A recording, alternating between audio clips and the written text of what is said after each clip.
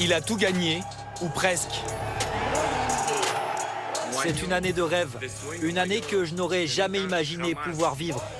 Une Ligue des Champions avec le Real Madrid.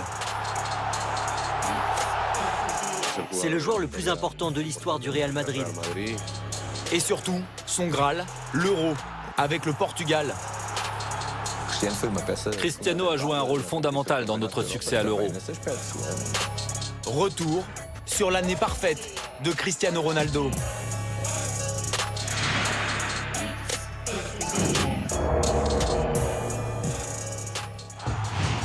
Ronaldo court dans les bras de Zinedine Zidane. C'est l'image forte de son début d'année 2016.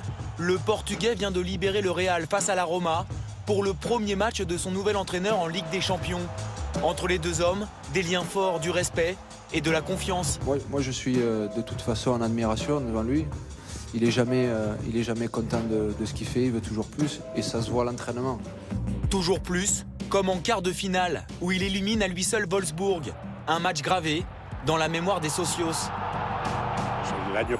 Je retiens son match contre Wolfsburg, quand il a mis les 3 buts et qu'après c'était fini. Le Real avait perdu 2-0 à l'aller, mais la machine CR7 est en marche. Un triplé pour offrir la qualification au Merengue. Il finira la compétition meilleur buteur avec 16 buts. De quoi justifier une prolongation de 5 ans pour son président. Cristiano a également quelque chose de spécial.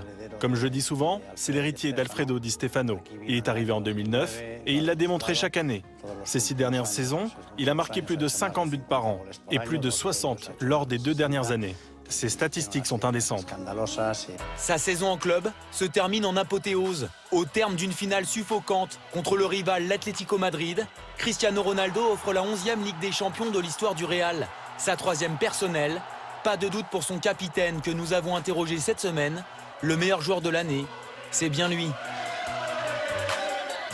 Il est ambitieux, c'est un buteur exceptionnel, le meilleur tout simplement. Donc pour moi, cette année, il doit gagner le Ballon d'Or.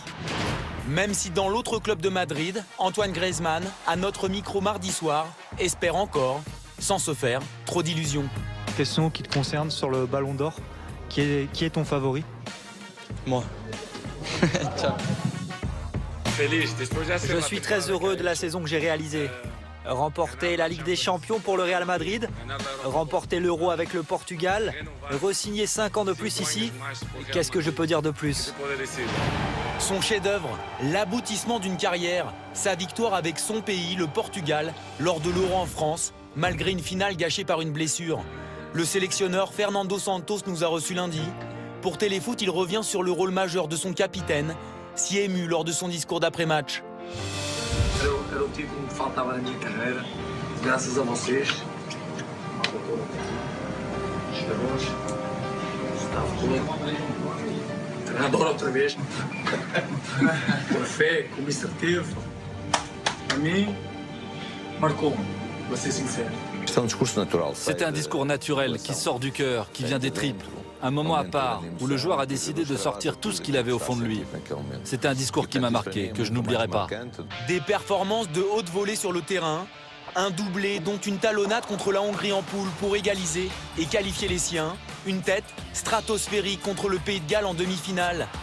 Mais pas seulement, dans la vie du groupe, Ronaldo a fédéré tous ses coéquipiers vers un seul objectif, la victoire. Quand un joueur comme Cristiano, le meilleur du monde, reste disponible pour aider l'équipe, cela va se répercuter sur tout l'effectif, quel que soit le joueur. Ils ont fait des réunions entre eux où je n'étais pas présent. Cristiano a pris la parole. C'était le porte-voix. Illustration avec la séance de tir au but en quart de finale contre la Pologne. Moutinho ne veut pas tirer, mais Cristiano va le convaincre.